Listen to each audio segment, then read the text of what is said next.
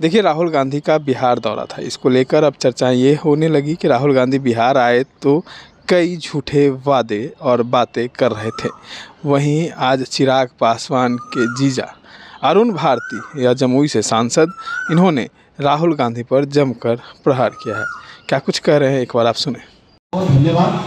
और जिस तरह से आप लोगों का लगातार हमारी पार्टी, हमारे नेताओं के लिए आप लोग जैसे हमेशा खड़े रहे हैं, उसका हम लोग अपना आभार प्रकट करना चाहेंगे।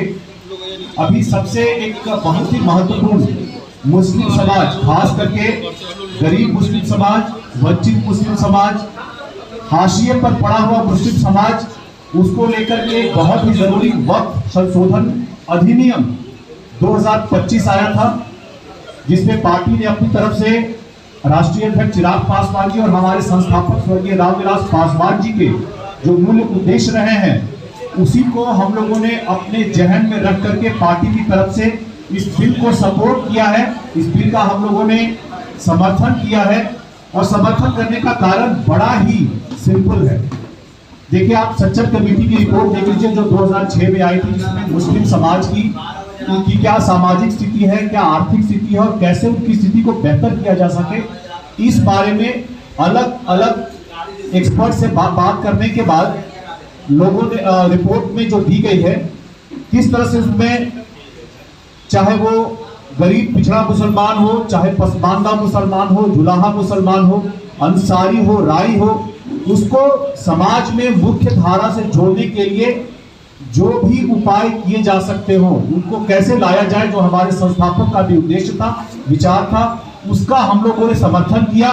और समर्थन करने के बाद हम लोगों ने इस बिल को सपोर्ट किया। हम लोगों ने अपनी बातों को भी बड़े ही खुले मन से संसद में भी रखा था। इसी के बाद साथियों, हम लोग आते हैं, राहुल गांधी जी कल बिहार आए हुए थे। राहुल गांधी जी चुनाव के बाद तीसरी बार बिहार आए हुए थे और मुझे लगता है कि कांग्रेस पार्टी के जितने भी नेता बिहार आते हैं, उन्होंने बिहार को अपना एक पॉलिटिकल टूरिज्म बना लिया है। ये कांग्रेस के जो वास्को डिगामा है, कांग्रेस के जो राहुल डिगामा है, ये जब भी बिहार आते हैं, ये दलितों की बात करने नहीं आते हैं, ये पिछड़ों की बात करने नहीं आते हैं। ये सिर्फ आते हैं कि किस तरह से, उनको पता है उनके पास तो है नहीं समर्थन जनता का, बिहार के लोगों का आशीर्वाद तो है नहीं, तो वो आते हैं यहाँ पे अपनी स्थिति को मजबूत करने के लिए नहीं, मजबूत दिखाने के लिए कि कैसे मैं राजद के सामने, अपने आका के सामने मजबूत दिखूं, ताकि मेरे लिए जो मेरे नेता हैं, चाहे वो कन्हैया कुमार जी हो जो भूमिहार समाज से आते हैं, या अलग अलग जो उनके नेता हैं, कैसे राजेश राम जी को मैं आगे करूं जो दलित समाज से आते हैं, कि मैं राजद के सामने अपना बार्गेनिंग चिप, अपनी दावेदारी मजबूत करूं। उनका यहाँ आना सिर्फ और सिर्फ चुनावों को लेकर के है। वो न यहाँ पे बिहारियों के लिए आते हैं, न दलितों के लिए आते हैं, न पिछड़ों के लिए आते हैं। वो सिर्फ और सिर्फ यहाँ अपनी कुर्सी, अपनी सत्ता के लिए आते हैं। आप मुझे ये बताइए, अगर उन्हें दलितों की, गरीबों की, अकलियतों की, मुस्लिम समाज की इतनी फिक्र है, तो जब वक्त पे रात में 3 बजे तक हम लोग चर्चा कर रहे थे और वोटिंग कर रहे थे, तो क्या किसी ने भी, मैं आप सभी पत्रकार बंधुओं से पूछना चाहूंगा, क्या किसी ने भी राहुल गांधी को नेता प्रतिपक्ष के तौर पर इस समाज के पक्ष में एक शब्द भी बोलते हुए सुना था? आप लोगों ने पूरे वक्त सदन में वो महज 1 घंटे के लिए उपस्थित थे। जब जब कैमरा आता था सामने, तो दिखते थे कि राहुल गांधी बैठे हुए हैं, और जैसे ही कोई वक्ता खड़े होकर के पक्ष की तरफ से बोलते थे, तो राहुल गांधी सदन से निकल करके बाहर चले जाते थे। ये दिखाता है कि मुस्लिम समाज को लेकर के जो उनकी भावना है, उनकी जो विचार है, और जो पुरानी दास्तान चली आ रही है कांग्रेस की, कैसे वो मुस्लिम समाज को स्वीट पॉइजन धीरे धीरे देते रहते हैं अपना वोट बैंक बनाए रखने के लिए, उसी के तहत सदन में आएंगे और पक्ष के वक्ता जब बोलेंगे तो वहां से उठ करके चले जाएंगे। मैं साथियों आपको यह बताना चाहूंगा कि राहुल गांधी हमेशा अपने पास संविधान की एक छोटी पुस्तक रखते हैं, मगर वो दिल के पास नहीं रखते, पीछे वाली पॉकेट में रखते हैं। ये दिखाता है कि संविधान को लेकर के कांग्रेस पार्टी और उनके नेता की क्या मंशा है, क्या भावना है। अगर यही जिस तरह से किताब लेकर के हमेशा सदन में लहराने का काम करते हैं तो क्या वो मेरे कुछ सवालों का जवाब देंगे? आप ये बताइए, डॉक्टर अंबेडकर की जरूरत कांग्रेस पार्टी को तब थी जब संविधान बनाने की जरूरत थी। जब उन्होंने एक बार प्रतिकार किया, कांग्रेस में संविधान बनाने में डॉक्टर अंबेडकर चाहते थे कि रिजर्वेशन आरक्षण का प्रावधान हो, लेकिन कांग्रेस के बड़े लीडर जवाहरलाल नेहरू ने जब इसका विरोध किया तो उन्होंने कहा कि आप बना लीजिए संविधान खुद से, मैं छोड़ देता हूं। उसके बाद क्या हुआ? सभी को डॉक्टर अंबेडकर की जरूरत थी कि इनके बगैर संविधान नहीं बनेगा, इसीलिए उन्हें बुलाया गया और कहा गया कि ठीक है, आप आरक्षण का प्रावधान रख लीजिए लेकिन संविधान पूरा बना दीजिए। इतना कठिन काम सिर्फ डॉक्टर अंबेडकर ही कर सकते थे, क्योंकि उनकी योग्यता, काबिलियत भी उस समय ऐसी थी जो ड्राफ्टिंग कमेटी के चेयरमैन के तौर पर उनके द्वारा ही यह संभव हो सकता था। अब आप ये बताइए, जब संविधान बनाना हो तो डॉक्टर अंबेडकर चाहिए, लेकिन जब भारत रत्न देना हो तब तो जवाहरलाल नेहरू चाहिए, इंदिरा गांधी चाहिए, राहुल गांधी चाहिए।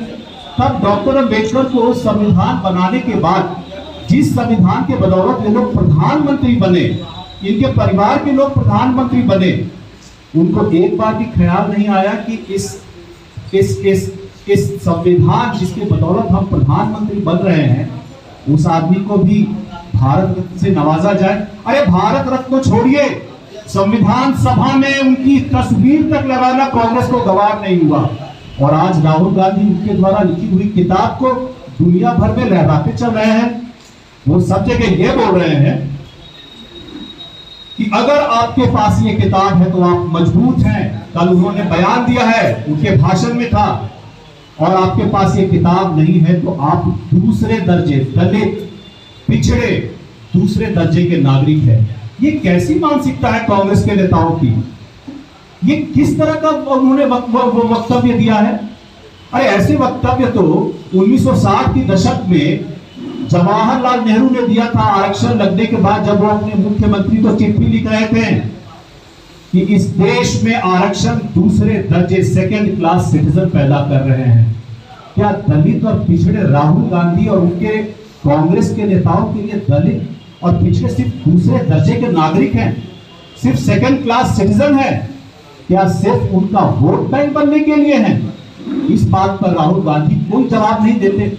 जवाब उनको इस पर देना होगा, क्योंकि बिहार के चुनावों में वो भी लड़ेंगे और उनके नेताओं से ये सवाल हम लोग भी करेंगे और जनता भी करेगी।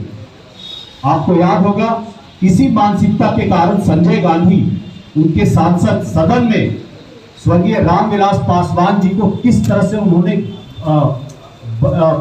बदनाम करने की कोशिश की थी, उनके साथ दुर्व्यवहार किया था।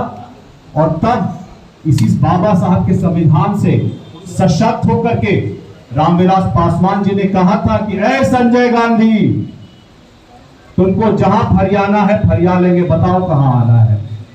ये ताकत संविधान से मिली थी उस वक्त रामविलास पासवान जी को, लेकिन यही ताकत राहुल गांधी नहीं चाहते हैं कि बिहार के अन्य दलितों को मिले। और दलित तो छोड़िए, अभी लोकसभा चुनाव में जिस तरह से एक भूमिहार समाज के नेता, उनके लिए उन्होंने काम किया पूरे बिहार में, और अभी चुनावों के मद्देनजर जिस बेआबरू से उनको बेइज्जत करके, आपने कल देखा होगा किस तरह से उनको वहां से निकाला गया, पहले पद से निकाला गया और फिर कार्यालय से निकाला गया। क्या आज भूमिहार समाज का वोट कांग्रेस पार्टी को नहीं चाहिए? क्या आज ये समाज कांग्रेस पार्टी और नेता राहुल गांधी के लिए प्रासंगिक नहीं रहा? ये किस तरह की मंशा है, ये किस तरह का विचार है जो सिर्फ समाज को आगे ले जाने के बजाय, मुख्य धारा में जोड़ने के बजाय सिर्फ और सिर्फ वोट बैंक की तरह दिखता है। कल राहुल गांधी आकर के बिहार में एक बहुत बड़ा झूठ भी बोल करके गए हैं। उन्होंने कहा कि हम लोगों ने तेलंगाना में आरक्षण बढ़ा करके 69% कर दिया है और वहां पे दलित और पिछड़ों को हम मजबूत कर रहे हैं। कितना बड़ा झूठ बोल करके गए हैं। वहां पे उनके सदन में 2 बिल पास हुए हैं जिसमें तेलंगाना में ओबीसी का आरक्षण बढ़ करके 69%, 42% बढ़ा 69% हो गया है। लेकिन क्या सिर्फ बिल पास होने से कानून बन जाता है? आज तक ये बिल वहां गवर्नर के पास क्यों नहीं भेजा गया? इसको क्यों नहीं इंप्लीमेंट किया जा रहा है? इसके लिए कानून क्यों नहीं बन रहे हैं? क्योंकि उन्होंने एक झुनझुना पकड़ा दिया है वहां की जनता को, जो वो झुनझुना बिहार में भी लेकर के आए थे। पहला उनका जो वहां बोलते हैं कि हमने कास्ट सेंसस किया था, वो कास्ट सेंसस नहीं, वो कास्ट सर्वे था। वो एक गलत तरीके से 4 महीने में किया गया कास्ट सर्वे था। और उसके बाद जो बिल जिसकी बदौलत वो कह रहे हैं कि हमने संविधान, हमें वहां पिछड़ों को 69% का आरक्षण दे दिया, उन्होंने आरक्षण नहीं दिया है, बिल पास किया है लेकिन अभी तक गवर्नर के पास साइन होने के लिए नहीं भेजा है। और दलील क्या दे रहे हैं कि हम ये सरकार को भेज रहे हैं, केंद्र सरकार को, ताकि संविधान की 9वीं अनुसूची पे इसको डाला जाए। क्या जनता इतनी बेवकूफ है? क्या जनता को समझ में नहीं आ रहा है कि आपने उन्हें एक 69% आरक्षण का झुनझुना पकड़ा दिया है, लेकिन धरातल पर आपके पास कुछ नहीं है? क्योंकि जब तक ये संविधान, जब तक ये कानून गवर्नर के द्वारा साइन नहीं होगा, तब तक इसको लेकर के कानून नहीं बनेंगे, अलग अलग प्रावधान नहीं बनेंगे, ये धरातल पर कभी नहीं उतरेगा। और इसी झूठ को वो बिहार में लेकर के आए थे कि हम कास्ट सर्वे करेंगे और यहाँ भी हम आरक्षण बढ़ाने का प्रावधान करेंगे। साथियों, हम लोग ये मानते हैं, हम लोग जानते हैं कि जिसकी जितनी हिस्सेदारी उसको, जिसकी जितनी संख्या भारी उसकी उतनी हिस्सेदारी होनी चाहिए, लेकिन ये संविधान के दायरे में होगा। ये किसी राहुल गांधी और उनके सरकार के द्वारा किए गए उल्टे सीधे उपाय, अनर्गल उपाय से नहीं होगा। इसको सही तरीके से करना होगा।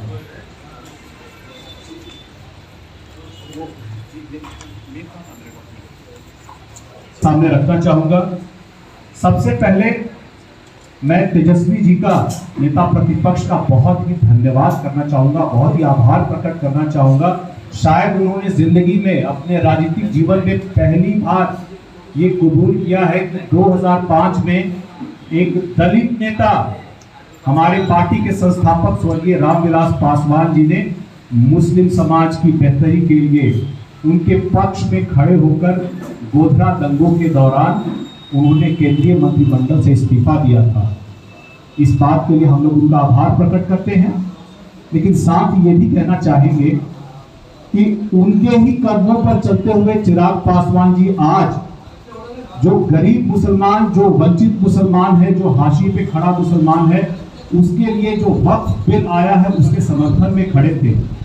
और यही बात 2013 में लालू यादव जी ने भी कहा था कि वक्फ की जो संपत्तियां हैं उसमें जिस तरह से भ्रष्टाचार है कुछ लोगों के द्वारा, कुछ स्वार्थी तत्वों के द्वारा, तो इसको सही करने के लिए कड़ा कानून बने, सरकार ये कर रही है। और चिराग पासवान जी जब ये बिल आया था सबसे पहले उन्होंने कहा था कि इसको एक समिति में भेजा जाए, इस पे एक व्यापक चर्चा होनी चाहिए, जो भी पक्ष इससे पीड़ित होंगे, प्रभावित होंगे, उसकी राय को जानना चाहिए। भारत के इतिहास में ये जेपीसी सबसे बड़ी रही है जिसमें व्यापक चर्चा हुई है। लगभग हर प्रभावित पक्ष को का इसमें राय लिया गया है, उनके विचारों को सुना गया है। तब ये संसद में डिबेट डिस्कशन हुआ और तब ये पास हुआ।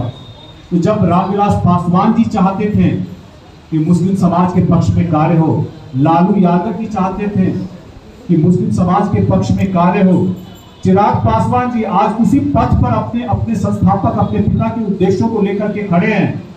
ऐसी क्या बात हुई कि अपने पार्टी और अपने पिता के उद्देश्य के विपरीत तेजस्वी यादव जी मुस्लिम समाज में उन चंद तत्वों के साथ खड़े होकर के ये कह रहे हैं कि हम इस बिल को बिहार में लागू नहीं होने देंगे? ये किस तरह की विचारधारा है? क्या आप अपनी पार्टी, खुद की पार्टी राजद की जो विचारधारा है, एक बड़े मुस्लिम तबके को लेकर के उससे आप अलग हुए हैं क्या? क्या आप अपने पिता के जो मूल्य उद्देश्य थे उससे आप अलग होकर सोच रहे हैं क्या?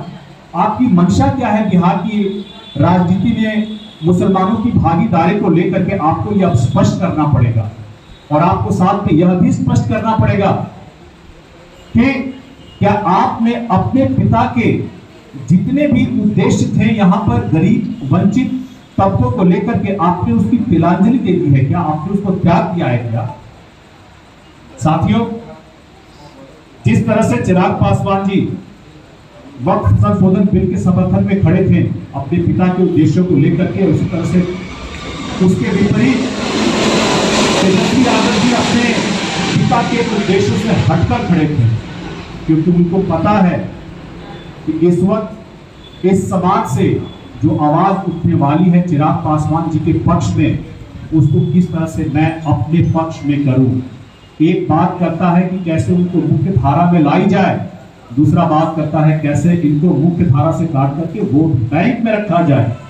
एक बात करता है कि मैं कैसे इसको अधिकार दूं, दूसरा कहता है कि कैसे मैं इसका सिर्फ इस्तेमाल करूं।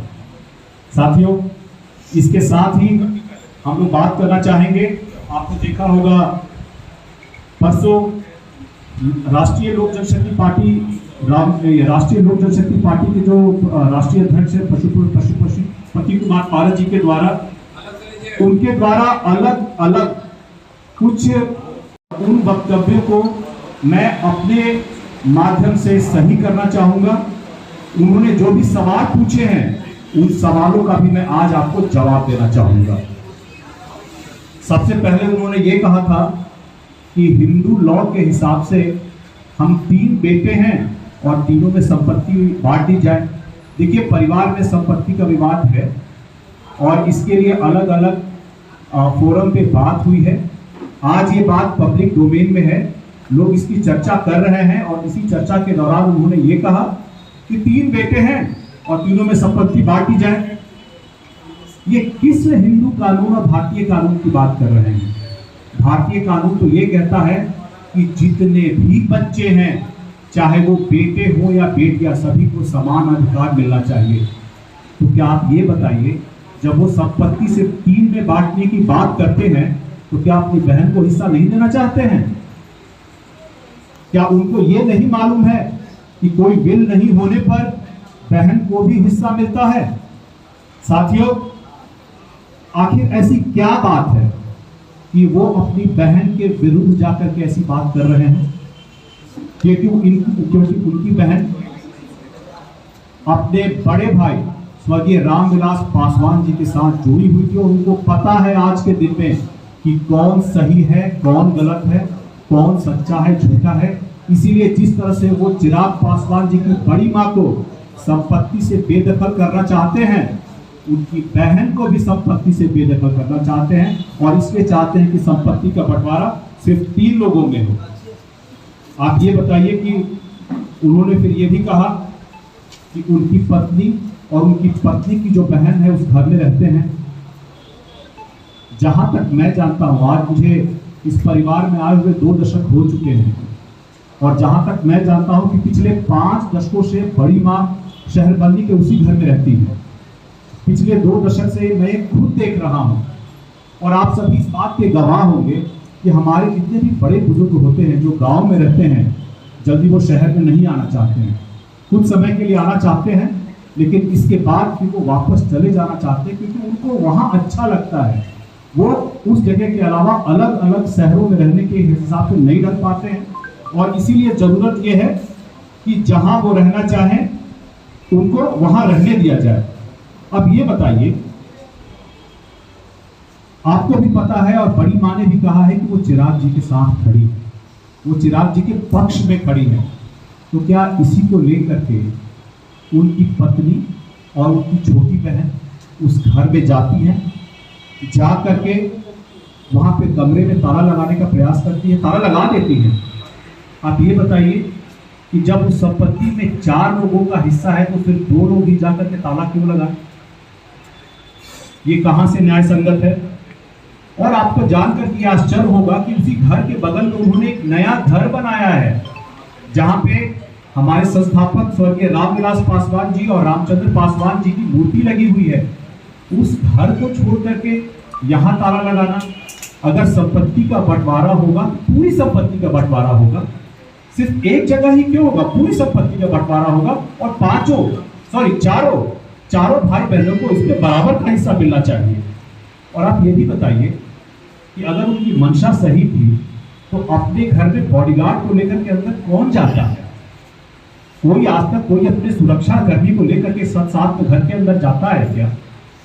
तो जब वो आरोप लगाते हैं तो एक उनको भी अपने बारे में सोचना चाहिए कि किस तरह के कृत्य उनके द्वारा किए गए हैं।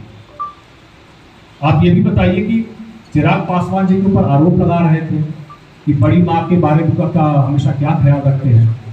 चिराग पासवान जी एक पुत्र होने के नाते अपनी बड़ी माँ का हर पल ख्याल रखते हैं। हर ही दूसरे दिन से बात होती है, उनके स्वास्थ्य को लेकर के बात होती है, उनके रहन सहन के लिए उनकी जो भी इच्छाएं होती है, उनके कपड़ों के लिए, उनकी दवाइयों के लिए और जो भी खर्चे की जरूरत होती है हमेशा करते रहते हैं। आप ये बताइए कि क्या एक पुत्र का अपना दायित्व निर्वहन करना एक देवर को इतना नागवार क्यों गुजरना चाहिए? आखिर कोई ना कोई तो मंशा है जो ये चाह रहे हैं और जो अभी तक उस पर सफल नहीं हो पाए हैं।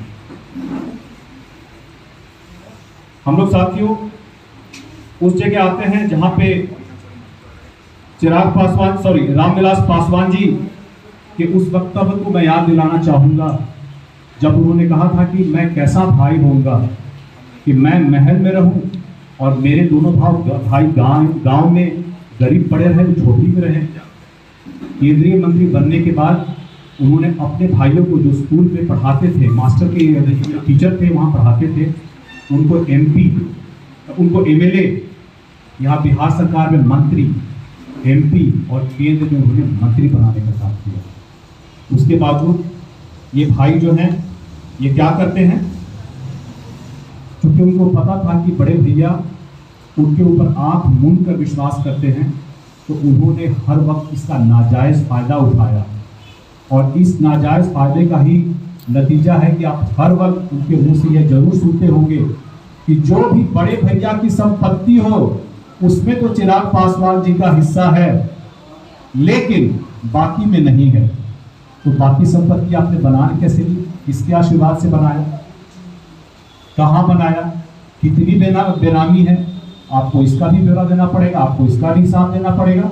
जब बंटवारा होगा तो पूरा व्यापक होगा और आपको साथ में ये भी बताना पड़ेगा कि जिस रामविलास पासवान जी की आपने उनके जो नाजायज फायदे लिए थे उससे संपत्ति बनाई थी, उसका भी ब्यौरा आपको देना पड़ेगा। आज के दिन में जब भी संपत्ति की विवाद पे आती है तो सिर्फ वो ये कहते हैं कि रामविलास पासवान जी की संपत्ति थी, जो विरासत थी उसी में चिराग पासवान जी का हिस्सा होगा। और मैं आपको ये भी कहना चाहूँगा कि इनकी नीयत, पशुपति कुमार पारस जी की नीयत उनके बयानों से अभी अररिया में खुल गई थी, जब उन्होंने ये कहा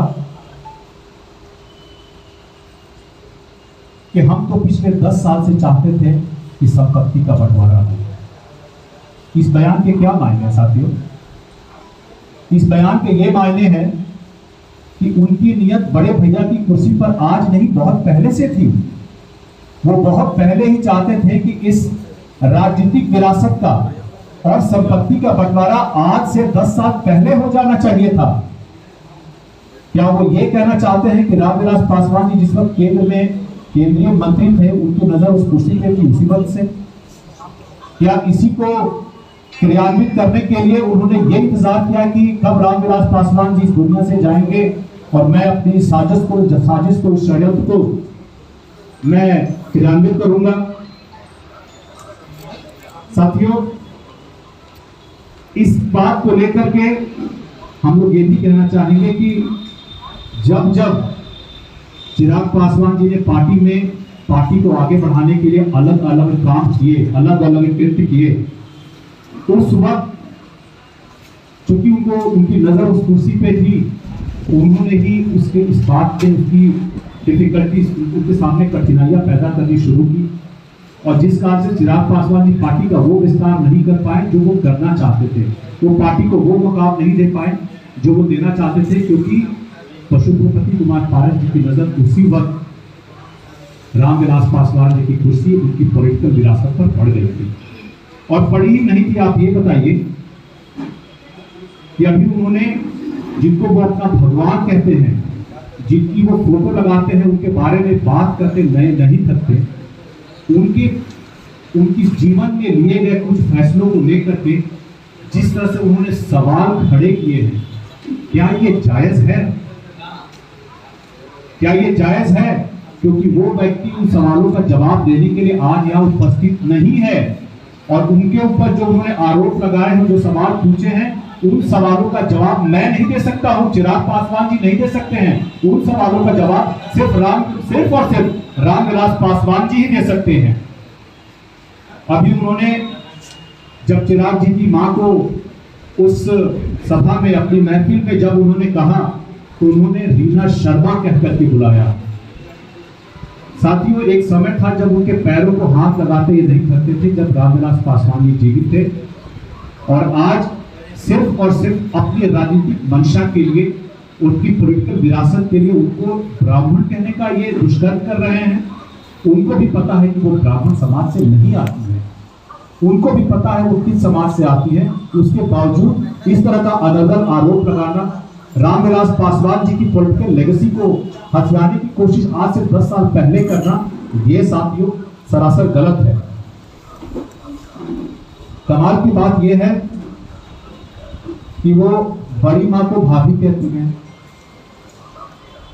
चिराग पासवान जी की मां को रीना शर्मा कहते हैं। जब सत्ता में होते हैं तब दोनों भाभियां होती हैं, और जब सत्ता से बाहर हो जाते हैं, जब अपनी प्रासंगिकता समाज के सामने साबित करनी होती है, तो बड़ी मां को भी भाभी कहते हैं, लेकिन उस वक्त चिराग पासवान जी की मां को वो रीना शर्मा कहते हैं। ये इस तरह का दोहरा चरित्र क्यों? जब आप परिवार की बात करते हैं, आप हमें ये दुहाई देते हैं कि आप लोगों को परिवार की बात उठा करके जनता के सामने इस तरह से पब्लिक फोरम में डिस्कस नहीं करना चाहिए, तो आप इस तरह के अनर्गल बातें क्यों करके जनता के सामने इस तरह के आरोप लगाते हैं? मैं तो ये भी कहूँगा कि चिराग पासवान जी को लेकर के जो लगातार उनका वक्तव्य रहा है कि जब वो सत्ता में थे और चिराग पासवान जी सड़क पे थे, तब ये कहते थे कि ये हमारा खून नहीं है, और जिस दिन उन्होंने केंद्रीय मंत्री की का ओथ लिया था, शपथ लिया था, तो ये कहते हैं घर का बड़ा बेटा है। मतलब जब हम सत्ता में रहेंगे तो वो खून खराब हो जाएगा, और जब हम सत्ता में नहीं रहेंगे तो वो बड़ा बेटा हो जाएगा, वो हमारा खून हो जाएगा। ये दोहरा चरित्र आदमी को, खास करके जो सार्वजनिक जीवन में होता है, इससे बचना चाहिए। देखिए, कई आरोप लगाए हैं वक्फ बिल को लेकर भी। अरुण भारती ने अपनी पार्टी का रुख साफ किया है। उन्होंने साफ साफ बताया कि जब सदन में इसका विरोध एक तरफ राहुल गांधी कर रहे थे, तो इसका जवाब जब सांसद दे रहे थे तो वो सदन में बैठते ही नहीं थे। कई आरोप जो है वो लगाए हैं। वही तेजस्वी यादव के भी कई आरोप अरुण भारती ने लगाए। तमाम अपडेट्स के लिए बने रहे इनसाइडर लाइव के साथ।